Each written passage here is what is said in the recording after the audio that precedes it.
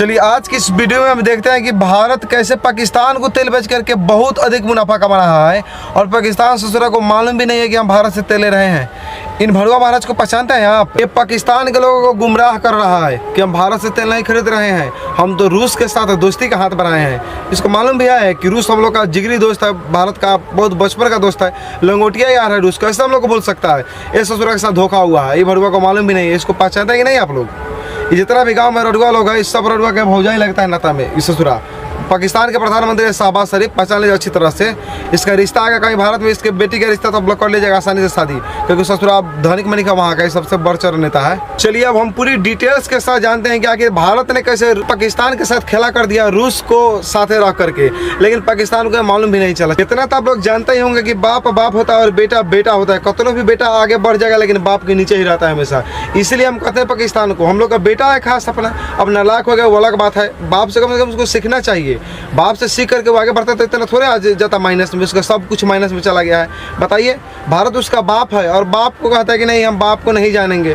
अरे मानते हैं बेटा नालायक है तो बाप तो समझाने के लिए तैयार ना है, उस दूसरे को समझना चाहिए। समझता नहीं हम लोग से, भागता है रूस के साथ। देखिए वीडियो में आगे बढ़ने से पहले हम समझा देते हैं आप लोगों को कि भारत ने कैसे चाल चल दिया पाकिस्तान के साथ और पाकिस्तान को मालूम ही नहीं चला।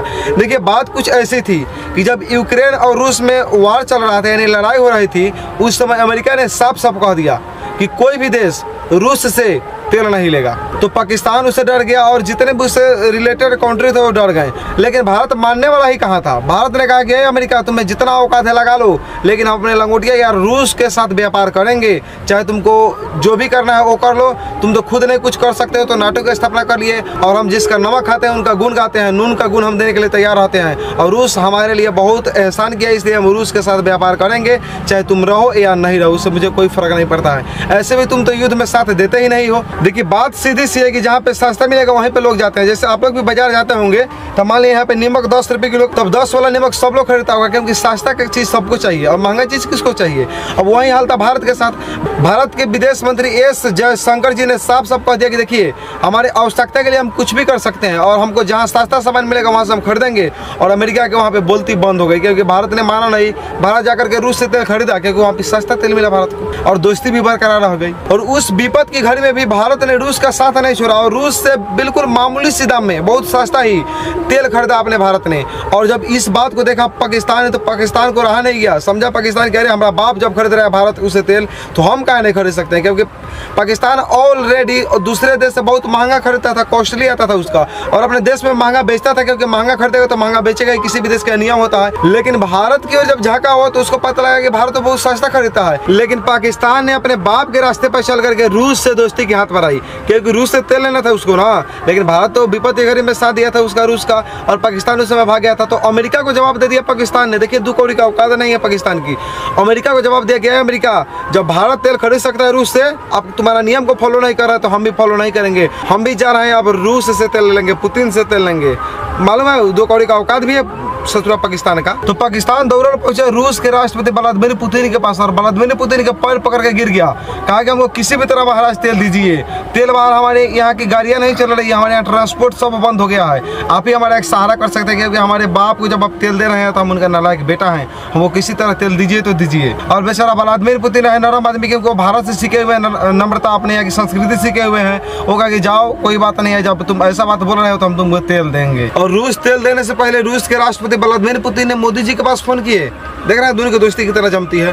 उनके पास फोन करके कहा है कि मोदी जी आपका जो नालायक बेटा वो हमसे तेल मांग रहा है, बोलिए आप क्या कह रहे हैं। मोदी जी उस समय नोटबंदी का प्लान सोच रहे थे, उनका दिमाग खराब हो गया क्योंकि वो सन की मिजाज के व्यक्ति हैं मोदी जी, और उनका मिजाज सन का, और कहा कि हाँ तेल दीजिए, लेकिन हम तेल में ही करेंगे खेल। अब उनके साथ खेला कैसे हुआ पाकिस्तान के साथ, मोदी जी कैसे खेला गया, उस खेला को हम समझ लेते हैं। देखिए आपको जानकारी के लिए एक हम बात बता देते हैं कि दुनिया का सबसे अधिक तेल निर्यातक देश जो है वो सऊदी अरब को माना जाता है, और दुनिया का दूसरा सबसे बड़ा तेल निर्यातक देश रूस है। निर्यातक का मतलब होता है जो देश तेल को बेचता है उसे निर्यातक देश कहते हैं, और यदि तेल को मंगाता है तो उसे आयातक देश कहेंगे। ठीक है, देखिए अब इसमें समझ लेते हैं कि निर्यात और आयात में क्या अंतर होते हैं। मान लीजिए कोई भी देश से यदि हम कोई सामान मंगा लेते हैं, यानी आ गया सामान, तो उसे हम आयात कहते हैं। आयात तो आयात हो गया।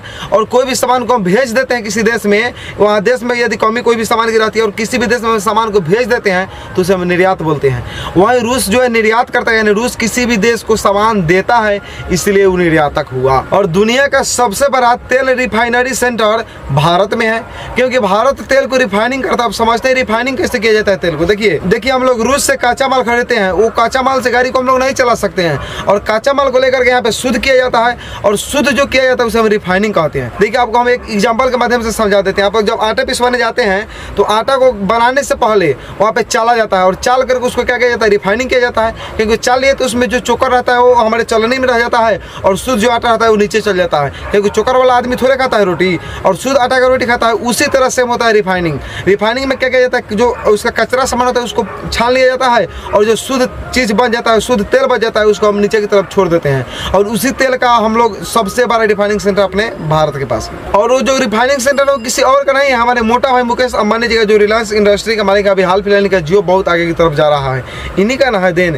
कभी एक जमाना था जब हम लोग तरसते थे तेल के लिए, लेकिन आज हम लोग सबसे बड़ा रिफाइनिंग सेंटर खोल करके आराम से बैठे हुए, टेंशन नहीं है। रूस का तेल है, लेकिन हम लोग रिफाइनिंग हम लोग करके देते हैं किसी देश को। अब देखिए पाकिस्तान ने साफ साफ कहा था रूस से कि हमको तेल चाहिए, तो रूस तो मैंने नहीं किया। अब रूस ने भारत को कहा। भारत क्या किया कि भारत ने यहाँ पे रिफाइनिंग सेंटर है, तो भारत ने रिफाइनिंग करके तेल को और यूएई में भेज दिया तेल को। और यूएई को कह दिया फोन करके कि देखिए आप तेल जब भी भेजिएगा पाकिस्तान में तो अपने टैंकर में भेजिएगा। और जो हम लोग का टैंकर था वहाँ यूएई में ही रह गया। यूएई के टैंकर से पाकिस्तान को तेल दे दिया गया, और पाकिस्तान को मालूम भी नहीं चला कि हम भारत का ही तेल है, क्योंकि फोन करके वहाँ पर कह दिया गया था कि देखिए अपना टैंकर बदल लीजिएगा। अब हम लोग उसको दिया, वो अपना टैंकर बदल करके उसको दे दिया, और पाकिस्तान उड़ रहा है कि हम तेल लिए हैं रूस से। लेकिन आप लोग समझ गए, अब रूस से तेल लिया है, वो तो भारत से लिया है तेल ना। भारत भेजा यूएई को, यूएई भेज दिया उसको टैंकर बदल करके।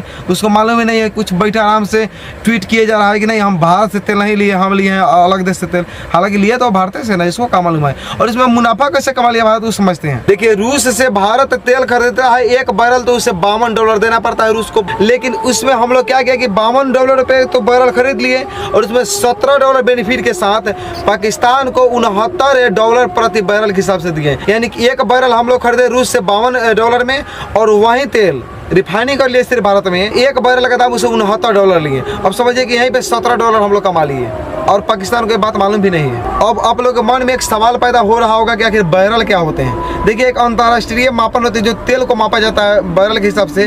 हालांकि इसमें बात की जाए तो एक बैरल में 159 लीटर होते हैं, और 159 लीटर तेल हम लोग मात्र $52 में खरीदते हैं, $17 बेनिफिट कमाते हैं। पाकिस्तान को $69 में बेच देते हैं। पाकिस्तान देखिए कितना हम लोग से नाराज था, आखिर हम लोग ही तेल दिया पाकिस्तान को बात मालूम भी नहीं है। और पाकिस्तान के लोगों को गुमराह करें वहाँ के शहबाज शरीफ की नहीं हम तेल ले रहे हैं दूसरे देश से। आप लोग समझ में आएगा कि तेल कहाँ से ले रहे हैं। ये बात हम नहीं कर रहे हैं, ये बात पाकिस्तान के ही मीडिया ने वायरल किया अपने न्यूज में कि हाँ हम लोग भारत से तेल खरीद रहे हैं। लेकिन सभी पाकिस्तानी को ये बात मालूम नहीं है। यदि हमारी वीडियो अच्छी लगे तो मेरे चैनल को सब्सक्राइब कर लीजिएगा और शेयर कर दीजिए इसको।